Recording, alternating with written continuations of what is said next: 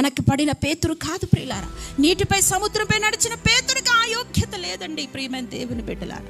అద్భుతాలు చూసిన శిష్యుల బృందానికి లేదండి ఈ యోగ్యత.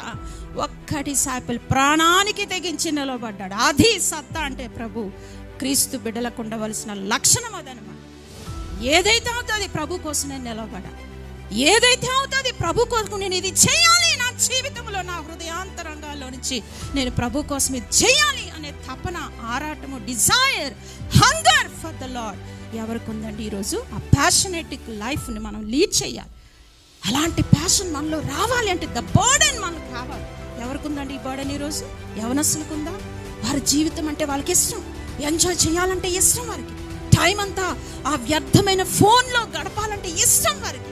కానీ ఒక గంట ప్రభు కొరకు మోకాళ్ళు వేసి ప్రార్థన చేద్దాం, నా చర్చ్కి వెళ్ళి ప్రార్థన చేద్దాం, బైబిల్ చదువుతాం, ప్రభు కొరకు స్వార్థ చేద్దాం, ప్రభు పాదాల యొద్ద ఆయన త్యాగాన్ని జ్ఞాపకం చేసుకునేటువంటి యవనస్తులు ఈరోజు ఎవరైనా ఉన్నారా?